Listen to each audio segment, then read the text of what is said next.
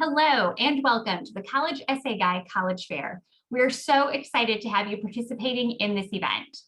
My name is Jennifer and I'm going to be your facilitator tonight. We have some fantastic schools here with us today. Each will have 6 minutes to share more about their institution. It's an awesome sneak peek, but they will be around for the entire session to answer any questions that you have. Your camera, though, and microphone are off, so the panelists cannot see or hear you. You can use the Q&A button on your screen to type your questions to our presenters at any time. You can direct a question to a specific school by including the name of the school with your question, or you can leave a question for all of our representatives to answer about their institutions. This is just one of many different sessions that have happened as a part of the program. We hope you've enjoyed the other rounds in the panel earlier today. Don't forget, though, that this presentation, as well as all of the other presentations, are being recorded, and they'll be available at the same website where you registered. They'll be posted in the coming days at strivescan.com/college-essay-guide. All right, I'm excited to turn it over to our first school. We're going to be hearing from Whittier College.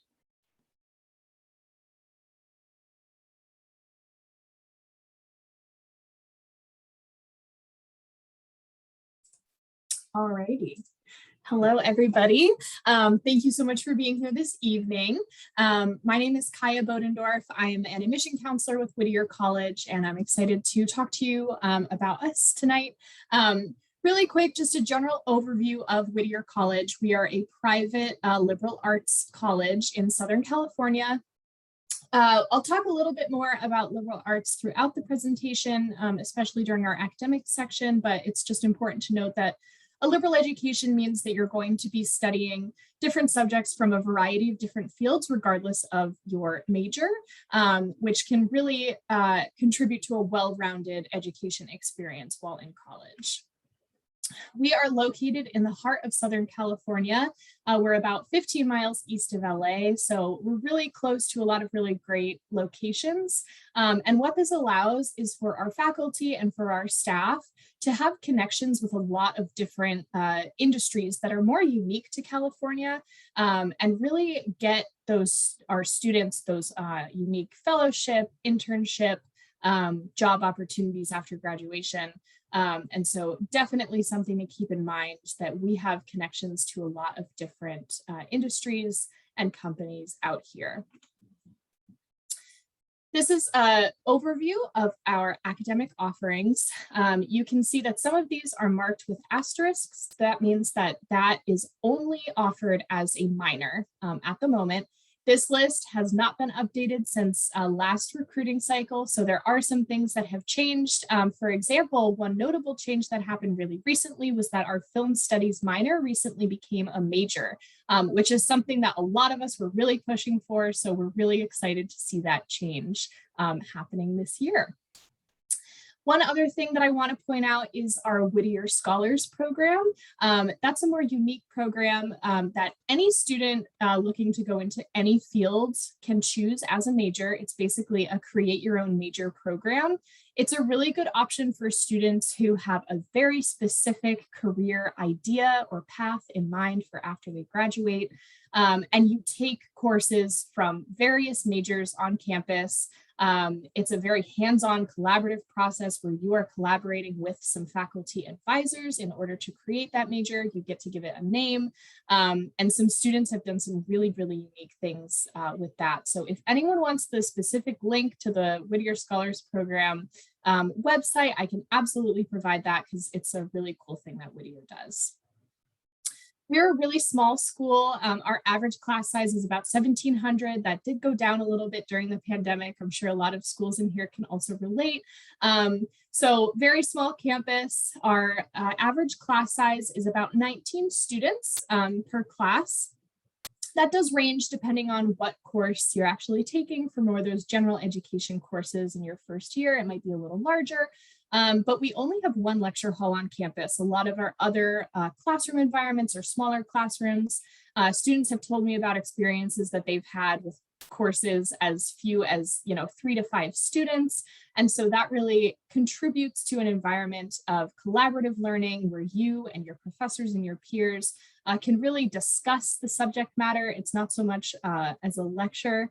And so a lot of students find that really beneficial. if they learn better through discussion and collaboration in that way. Student faculty ratio is 12:1. Each of our faculty acts as an academic advisor to a caseload of students. So if you're admitted to Whittier College and you go through the registration process, you will work directly with a faculty member from your academic interest to help you build your degree and make sure that you're meeting all of those important requirements. One important thing that I'll say too is that Whittier College is a primarily undergraduate campus, which means that our undergraduate students have a lot of really unique opportunities and access to research with their professors that they might not get at another school that had more graduate programs. Whittier College is one of the most diverse private liberal arts colleges in the country. Our diversity reflects that of Southern California. And as such, we have a bunch of programs and initiatives on campus to try to support all of our students from all their different backgrounds. We have a bunch of different clubs, sports, all that good stuff. I don't have much time left, so I won't go into detail, but a lot of that information is accessible on our website. I'll really quickly go over some of the financial aid that we offer. We do accept FAFSA, so loans and work study. We also have some scholarships that you can apply for if you qualify and you would like to be considered. But the biggest scholarship that I'll point out is the John Greenleaf Whittier Scholarship. If you are admitted to Whittier, you automatically receive this scholarship. It ranges from $15,000 to $36,000 per year for all 4 years. That's stackable with our other scholarships as well. And that's a really great scholarship for a lot of our students who may not be able to afford to come to a private institution otherwise. So just know that there are great financial aid options for our students. Finally, I'll go over the admission process. We are on the Common App. We are currently revamping our Common App for next year. So this information might be out of date in a couple of months, but as of right now, you can see the Common App requirements here: personal statement, letter of rec, transcripts, and then optional SAT or ACT scores. And then finally, I'll put up our contact info because my time is running out. This is our general email address, but I will also put everything in the chat as well. So thank you all so much. And that's Whittier. Thank you so much, Kia, for starting us off, for sharing about Whittier and beginning our event tonight. All right, we're on to school number 2. We're going to be learning all about University of Redlands.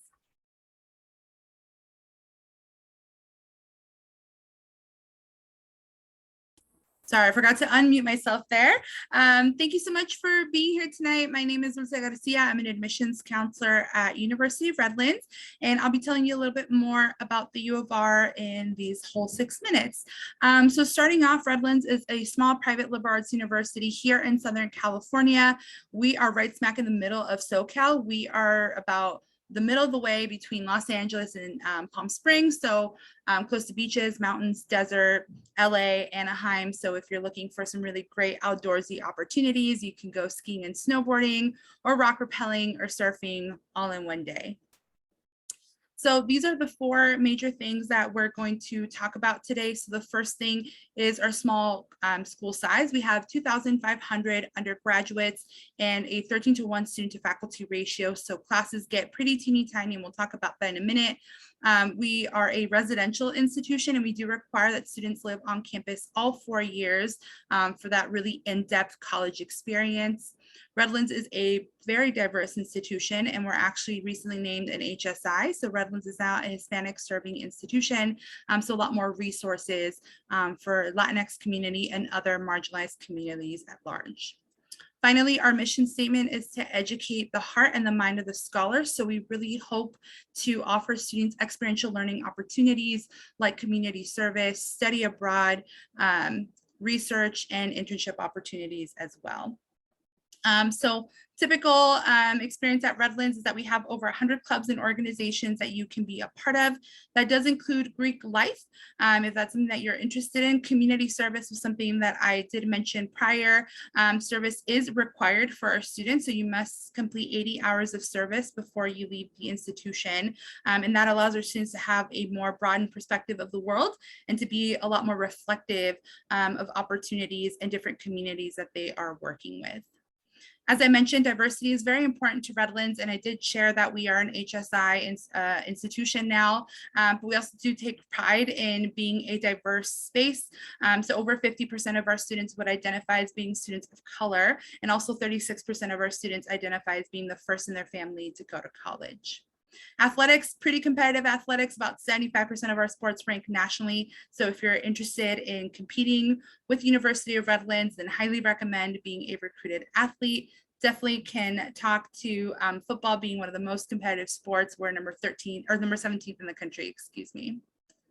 And I did mention housing. So that does allow our students to have a really well-rounded experience at the university, allowing them to live on campus. So housing is guaranteed.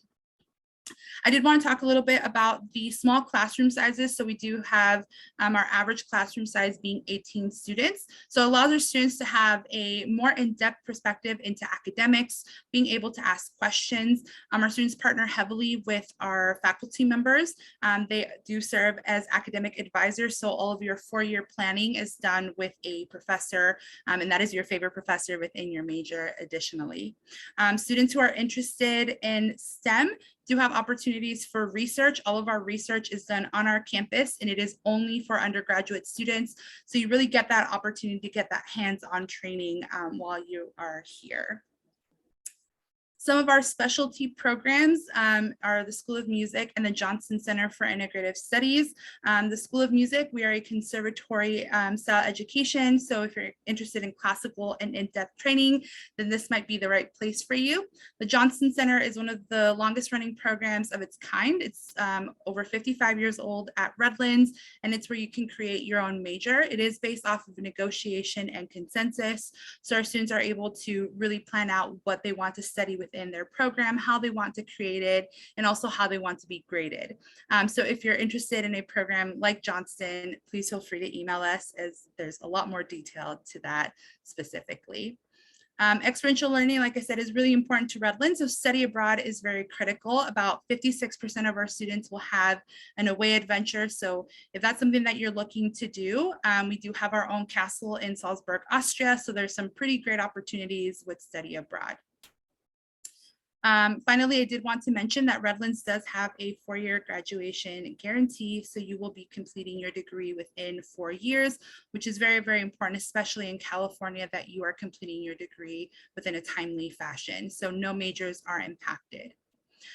So for the sake of time, we do provide a holistic review process. So we do look at all these things that are listed here. And we do have 3 different deadlines on 2 different dates. Early action and early decision are on November 15th, and January 15th houses regular decision. Our average GPA is about a 3.87. And so that is just our average and not our minimum GPA. For financial aid, a lot of misconception is that students who are applying to private institutions don't get any money, or it's super expensive to attend. Not necessarily. About 94% of our students receive financial aid to attend the University of Redlands. So definitely give it a shot and see kind of where you land. We do offer 2 major types of financial aid, the first of which is a merit scholarship, and the second one is need-based financial aid. Our merit scholarship can go up to $36,000, and it is renewable all 4 years, as long as you have a 3.0 GPA or higher on our campus. And then need-based financial aid can provide any other grants, scholarships, loans, work study, etc. These are our promises that we have. These are for 2022. They will obviously change over the summer, but for any student, regardless of their family income, who has a 3.5 GPA or higher, they will pay no more than $22,000 in tuition.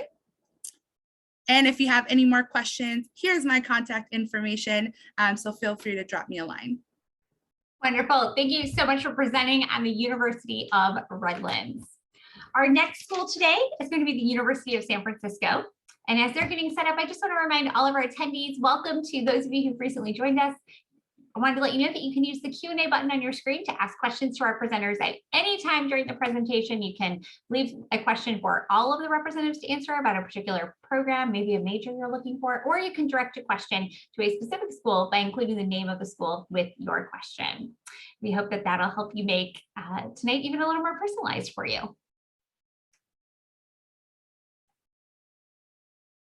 All right. There it goes. All right. Thank you so much for that. I can go ahead and start the presentation. Hello, everyone. My name is Sergio Maravilla. I'm an admission counselor here with the University of San Francisco. Very, very happy to be chatting with you all about our wonderful university. To start off, the University of San Francisco is a private Jesuit Catholic university located in the heart of the city of San Francisco. We are highly aligned with our Jesuit values and our mission. And for those who don't know, that essentially means, care for the whole person in regards to your mind, your body, and your soul. Being a person for others, and then also to our commitment to social justice and diversity. And we align those values and our mission all within our academic programming, the services that we offer to our students, and of course, the resources offered by our campus as well. In regards to our academics and our population size, we have about 6,000 undergraduate students, so we're more on the medium-sized university. We're also located in a 55-acre campus in the heart of the city of San Francisco. And we also do have campuses located in the Sacramento area, Orange County, as well as Pleasanton. In addition to, we do have a 13-to-1 student to faculty ratio with an average class size of 23 as well. Largest class that students take at USF is around 75. So you can definitely expect to get that high quality and also personal relationship with your academics, your peers, and your professors. In regards to academics, we offer about 44 different majors that students can choose from, with an additional 70 plus minors as well that students can add on. In addition to, we do offer a liberal arts education as well. So please expect to take other courses in different fields to really supplement your major requirements. All of our majors are divided up between these 5 academic colleges and schools. You can see we have this College of Arts and Sciences, the School of Nursing and Health Professions, the School of Management, the School of Education, and the School of Law. Our undergraduate programs are only offered within our College of Arts and Sciences, the Nursing, Health Professions, and Management. For any graduate students, you can go to our School of Education and a School of Law. In addition to, we also offer a variety of accelerated degrees as well that students can choose from. So for example, if you want to be a lawyer or a teacher, our graduate schools do offer those kind of accelerated programs and guaranteed admission for our undergraduate students, which is really, really nice. We do have 2 direct entry programs here at USF as well. Which essentially means that you have to apply to these programs directly. If you're admitted for another major and want to switch into these 2 programs, unfortunately, that is not allowed. So if there's any prospective nursing students or engineering students, please note that those are direct entry programs. Our engineering program is our newest academic program here at USF, which is really, really exciting. We have our concentrations within our environmental engineering concentration, electrical/computer engineering, as well as sustainable built environments engineering, which is equivalent to civil. And we're really, really excited about this academic program, especially being in San Francisco, utilizing our network and our location to the best of our abilities. Something else that sets us apart as a university is, of course, our wonderful location. As you can see on the slide, it describes a wonderful little cartoon of where we're located in context to the larger city of San Francisco. So whenever we say we're located in the heart of the city of San Francisco, it's close to no lie. Here you can see in the middle is our wonderful, beautiful campus. To the east side of the city, you'll find our financial district. To the north, you'll find some globally recognized tourist locations such as Fisherman's Wharf, Alcatraz, and of course the Golden Gate Bridge.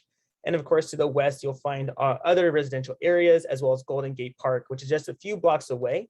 And also, fun fact too, Golden Gate Park is actually larger than Central Park in New York City, which is sometimes surprising to our students as well.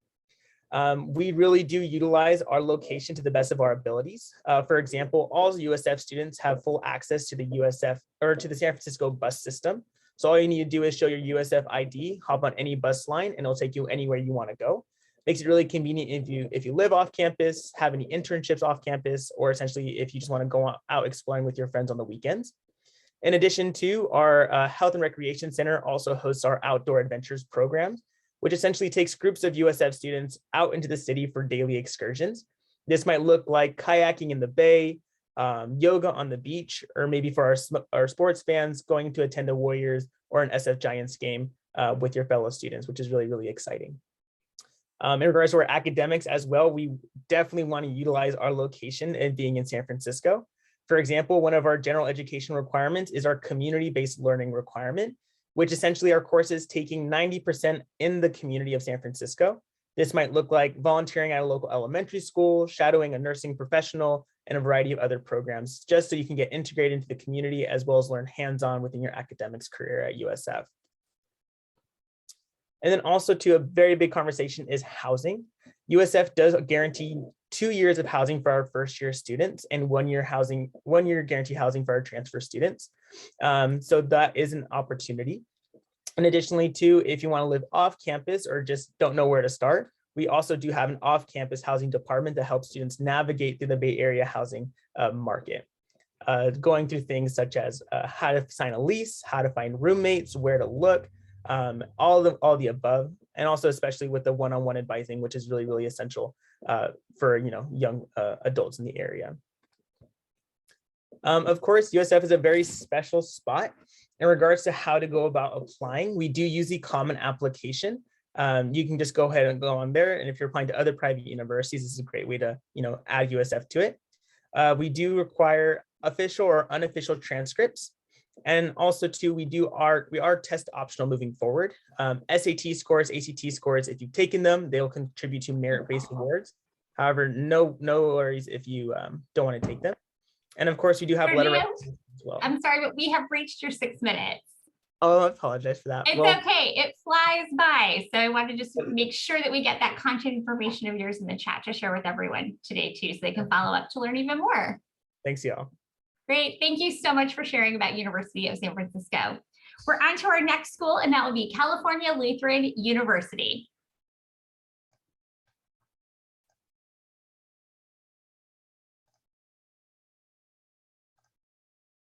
Okay, let me just present. Okay, are you able to see that? Yes, looks great, Allie. Perfect. Hi, everyone. My name is Allie Hernandez, and I am an admission counselor here at California Lutheran University. We are located in Thousand Oaks, California. If you're not sure where that is, we are right in the middle of Los Angeles and Santa Barbara. We're a nice suburban community, so it's nice because we don't have that hectic city life, but there's still stuff to do. Students love to go off to Los Angeles, off to Santa Barbara, and just have fun, so that's really nice. We're a 4-year private institution. We're mid-size with about 2,800 undergraduate students and an average class size of around 18. I think that this is really great because students really do get that one-on-one attention with their professors here at Cal Lutheran. Students are able to network easier. Professors actually get to know them. So if they're asked for a letter of recommendation, they know you as a person rather than just a face in a sea of hundreds of different students.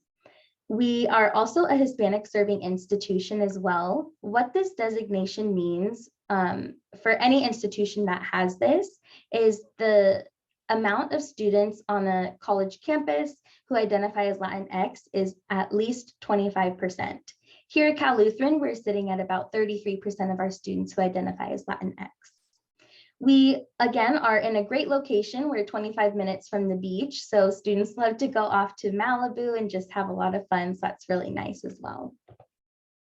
We have 41 majors and 43 minors. Some of our most popular majors are exercise science, biology, business administration, communications, and we actually have 0 impacted programs on our campus, which is really great.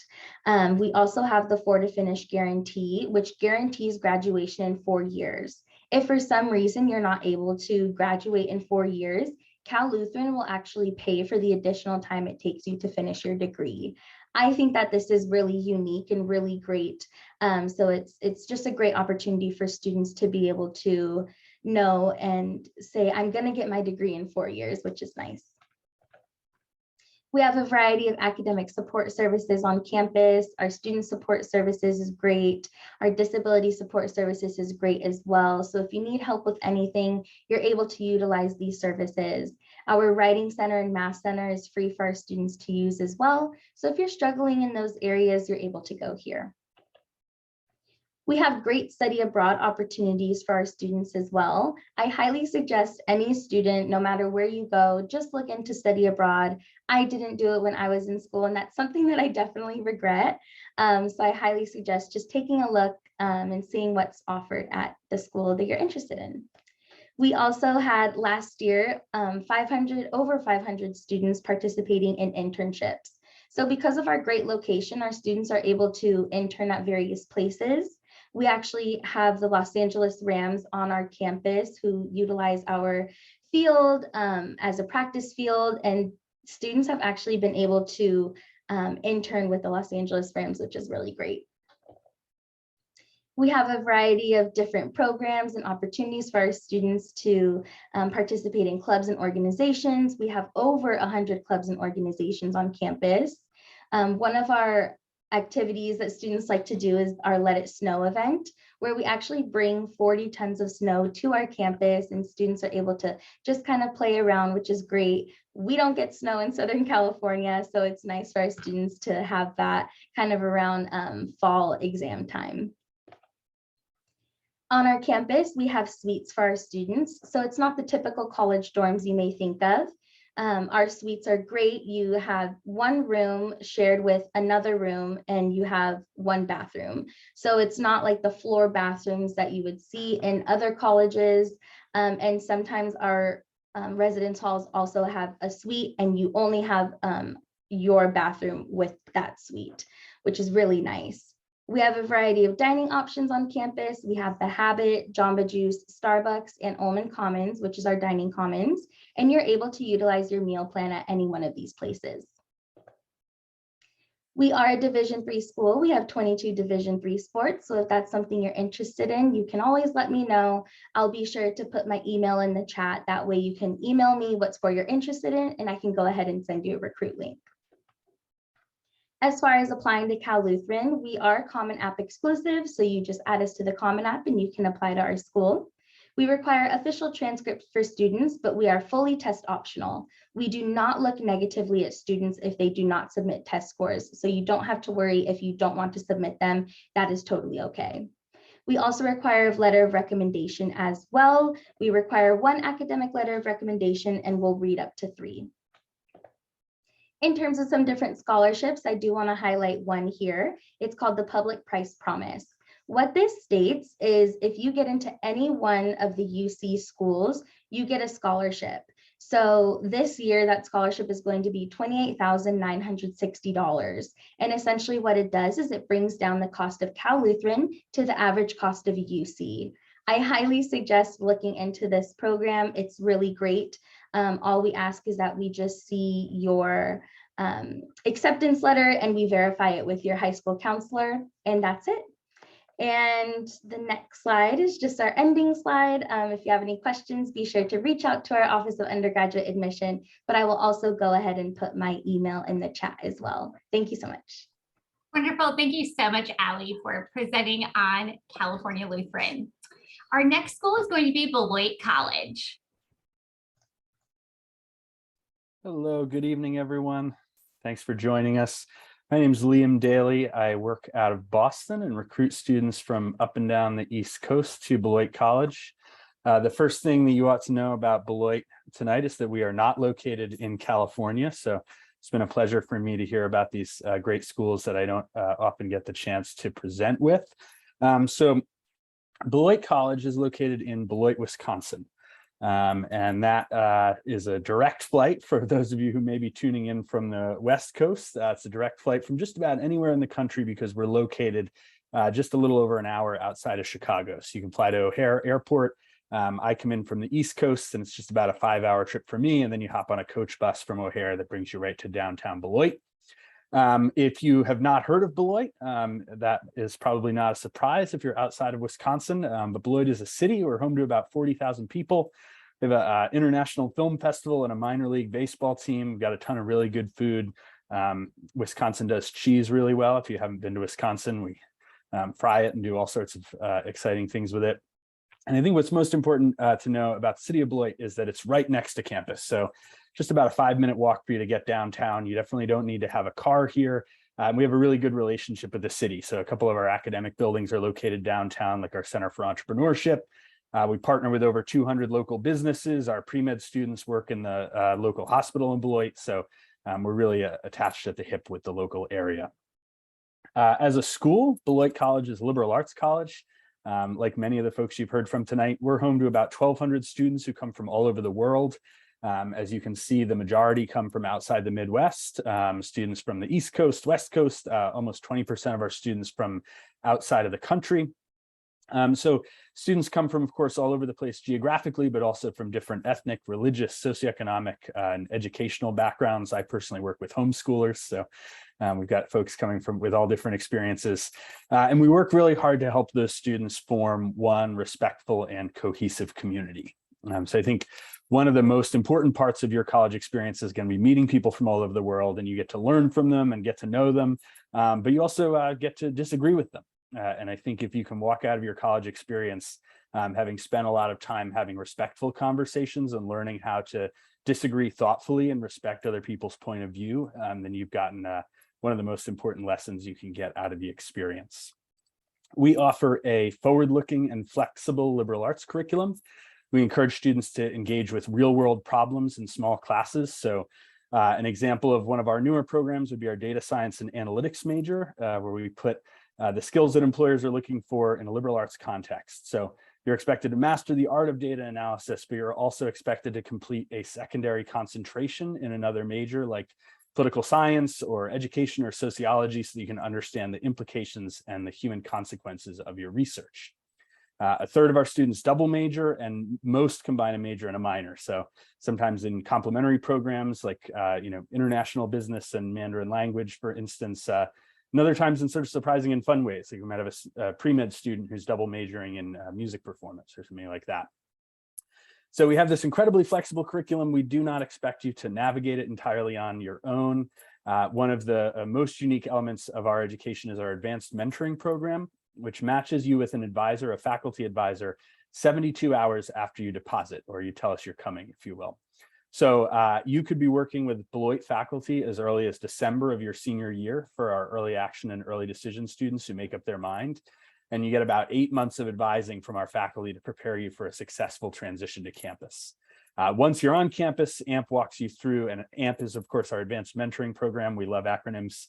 AMP walks you through your first 2 years on campus, small group advising sessions, workshops on critical college skills, as well as introductory courses that are led by your advisor and focused on specific areas of interest for you. So some of this year's AMP introductory courses included alternative histories, race and gender in early America, chemistry and climate change, so super interesting stuff. And of course, your early relationship with your advisor is going to be about picking your major and figuring out what you want to study and what internships you should take advantage of. And then as your time at Beloit develops, you're going to be figuring out, of course, what you want to do afterwards. And preparation for a successful life afterwards is woven into everything that we do. One of my favorite examples is our career channels. Our career channels bring together students, faculty, staff, and alumni around shared interests.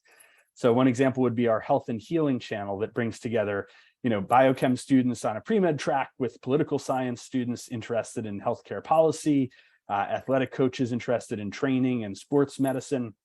It's sort of a roadmap for all of the possible things that you can do both on campus and afterwards to connect your passions and your interests to, frankly, ways to be successful and support yourself after college. Our students are curious, they're well-rounded, they're deeply involved, they're friendly. It's not unusual for a starter on the soccer team to be an actor and to be involved in student government and to host a radio show. And everybody here understands that you should be able to do all of those things as part of your college experience.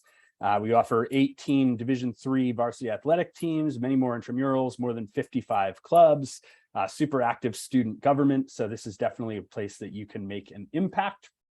Finally, hope that I've convinced you to apply. We have no application fee, no minimum GPA. We are test optional. We want to get to know you as an individual and figure out the impact that you're going to have on our campus. So hope you'll consider stopping by Beloit, Wisconsin. Would be thrilled to recommend some great restaurants to you. And I'll put my contact info in the chat. Thank you so much. Wonderful. Thank you so much, Liam, for sharing Beloit College. All right, so we've reached the end of our official 6x5 tonight portion of the event, the formal presentations, but we do have some time for some live Q&A. We also want to make sure that all of our attendees have a chance if there's any last questions you're thinking of that you want to put in the Q&A box, and to make sure that our representatives have a chance to have all that contact information in there and you can grab that, because hopefully 1 or 2 schools drew you here, but now you're thinking about five that I really need to learn even more about after today. So for our live Q&A, I'm going to invite all of the representatives to come back on screen with me, and I will present our questions. And as I do that, you'll answer in the same order that you presented. So we'll start with Whittier, work our way to Beloit. We'll just flow from person to person. I won't call on you. When the person ahead of you finishes, just feel free to turn on your microphone and answer away. All right, so you are some amazing admissions professionals and you have all of the tips and advice for students. So what is some of that? What is a top tip or your favorite piece of advice to share with someone going through the college search process? I feel lucky to be going first because I think a lot of counselors have relayed this before. But I truly believe it. Visit as many campuses as you can while you're looking at colleges. We've relayed our important info to you tonight, but really you won't be able to get the feel for a campus or really know whether or not you want to go to a school unless you go and visit and you have that really important tour experience. Or admitted student event experience where you're able to connect with current students and maybe faculty and just staff on campus and kind of get a feel for the vibe that campus is going on. So definitely take advantage of touring as many schools as you possibly can in your area, out of your area, whatever is within your realm. Definitely do that. Yeah, I would say some advice as you're searching for colleges is be open-minded about the type of college that you are considering. I think you will find that you'll be surprised if you kind of open up your perspective just a little bit, and you might find something that you really, really like that wasn't on your original list. I think my piece of advice would be definitely to connect with us, the admission counselors of the university. We love talking with students, and if you have any questions, we'll be happy to answer them. And also going to those events that we host, either in person or virtual. I know I never did that. I thought it was too scary to participate. So definitely getting out there and learning more is definitely very helpful. My biggest tip would be apply for financial aid as soon as October 1st comes. Even if you feel like you're not going to be receiving anything, you truly never know. Sometimes there's scholarships for middle class. Sometimes there's need-based aid at institutions that you're looking at. So as soon as October 1st comes, just apply, please. That way you're just able to get anything that you're able to. I agree with everything that's been said. I'll throw out there that when you visit schools, I highly recommend that you get out of the formal presentation stuff and go talk to people, right? So go to a football game, ask if you can visit a class, go sit down in the dining hall and talk to someone who's not your tour guide. Stop people in the street. Some of them might give you weird looks, but some of them might be really excited to talk to you. But just go and talk to the people who are really living the experience at the university you're considering. And you're going to walk away, I think, with a really strong feeling of this is where I want to be, or, all the stats sounded good, but this isn't quite, my kind of place and people. That is such a great range of advice. It's, I think, some of the top tips logistically and then philosophically and, how to approach it. So definitely take this to heart. I love when other heads start nodding as each representative speaks. So I hope that gives attendees and their families or those watching virtually know these are really, really good tips that are going to help you along the way. All right, this one's going to be a challenging one, but I know you all are up to it. So you've presented for 6 minutes. It's just a sneak peek, of course, of everything that your campuses have to offer. But, as we head towards the end of this presentation tonight, what's one more thing or a key takeaway that you want students and their families to remember about your school after today's event?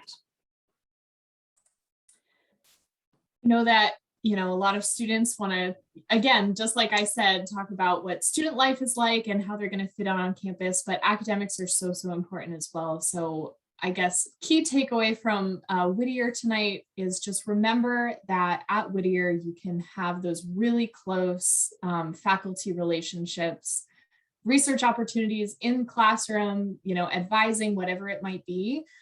Faculty are going to have your back. They're going to be there to support you. And you don't necessarily get that everywhere. So definitely a highlight. Yeah, I guess I'll go more like quirky and like fun. So one thing that you should remember about Redlands is that we have the cutest mascot ever. We did just retire our old mascot. We are the Bulldogs. The old mascot's name is Addie.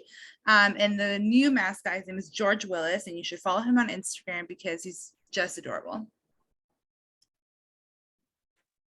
Something about the University of San Francisco, I definitely think has to be our Jesuit values.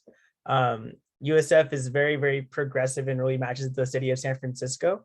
And we like to think that we're on the path of being radically, inclusive and everything like that. So that's really present in all of the students who are interested in USF, and sometimes surprising whenever they hear about, what kind of institution we are. So for Cal Lutheran, if you're interested in a certain academic program and you want more in-depth information, go to our website and reach out to the professors. Even if you're not a current student, you can find their emails. They're right there, and they welcome students asking questions. So I highly suggest doing that. I went to a large institution and I couldn't even find my own professor's emails. So definitely take advantage, especially at smaller institutions, of just how nice staff is and how willing they are to help answer questions. One of the sort of fun facts that's sort of vaguely academic and also about our community at Beloit is that for a very tiny campus, we boast 2 museums on campus. We have a Museum of Fine Art and a Museum of Anthropology that are active teaching museums. So students in our anthropology program, arts programs, museum studies programs get to actually work with our collections and learn how to take care of artifacts, do curation studies, things like that. And related to that, we send the second most women onto PhD programs in anthropology per capita in the country, which is kind of wild. So if you're interested in museums, come to Beloit. These are all such awesome little extra tidbits and sneak peeks. I hope everyone's inspired to go check it out, learn a little bit more. All right. Well, I think we can fit in our last question because I think it's a really good one too. So there's a lot of myths in the college search process, in the admissions process. So what's one myth you would like to debunk, and what's the real story behind it? I don't know if this is a myth necessarily. I guess it is. For all of you out there who are starting the college search process, you're probably hearing a lot about, your counselor needs to send your transcripts in, you need to send us letters of recommendation, all those requirements. I think a lot of students assume that because their counselors and their teachers have done this before every year, that they will just automatically do it for you because you're one of their students. That might be true at a smaller high school where connections are a little bit easier to maintain. But unfortunately, I see too often students who get all of their application materials into us completely on time. But because they didn't think to have a conversation with their counselor and start facilitating that relationship a little bit more, getting to know their counselor, letting them know these are the colleges that I'm applying for. Unfortunately, sometimes we miss those transcripts and we miss those letters of recommendation, and they never make their way to us. So I guess definitely make sure that you're not neglecting that relationship with your counselor. Make sure that you are playing an active part in that as well. Yeah, so one myth would be that applying to private institutions is quite challenging and that you won't be admitted because they're super competitive. While there are certainly some private institutions who might fit that, I would say a vast majority of us, and I think all of us here represented tonight, might surprise you. So give all the universities a shot. If you're interested, if you're genuinely interested in that university, apply. You never know what will happen. This might be a little too real, but I feel like sometimes prospective students believe that they have to have a sob story to be admitted to universities. Definitely do not have to have a sob story. And sometimes this might be the only chance students get to voice the things that they've been going through. But just want to emphasize that every experience that you've had can definitely contribute to your personal growth. Definitely get that check, get the second review, the third review from your peers and people that you trust. But I just want to say that, whatever experience that you've definitely gone through, it's definitely going to get you into college. Something that I've kind of run into recently with students who are choosing to apply to Cal Lutheran in the fall. They're like, do admission counselors really read every part of the application? Well, we do. So please take the time to write your personal essay. Ask letters of recommendation from people who like you, ones that see you in a positive light, because we truly do read every single page of every single student's application. We want to give students the best chance for admission. So I'll piggyback on Redlands and just say really explicitly, I think one of the biggest myths about the college application process is that it is really hard to get into college, or you are not going to get into college. And you're going to get into college. There's a whole bunch of focus in the news around the 50 or so most competitive institutions that accept 5% of the people who apply there. This country is full of hundreds and hundreds and hundreds of really, really great colleges, the vast majority of which accept more than 80% of the students who apply there. So you're going to get into college. You're probably going to, most of you on this call are probably going to get into 3 out of the schools here, if not all 5 out of the schools here, right? So as somebody said earlier, be open-minded, but also be confident. There are schools out there that want you, that see that you are brilliant and unique and have a lot to offer the world, and don't get hung up on the 2 places that don't want you for whatever reason.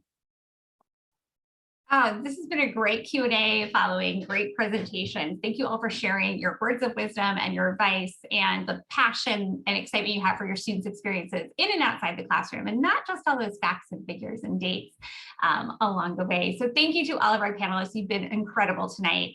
And we're so glad that you took the time to present and share your institutions.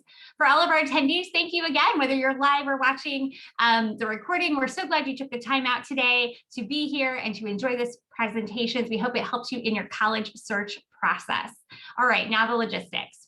Attendees, when you close the window, there's going to be a link to a very quick 5-question survey. We'd appreciate any feedback that you can provide. I promise they're really short questions. We hope you enjoyed all of, many rounds of programming tonight as part of this college fair event. We hope that you will maybe check this presentation out again, share it with others, or watch other sessions that were recorded. You will see all of these session recordings posted in the following days at the same website where you registered, strivescan.com/college-essay-guide. Thanks again, everyone, for taking time out of your day to be here, and good luck in your college search process. It's a lot of adventure and fun ahead for you as you find your college home. Have a great night, everyone.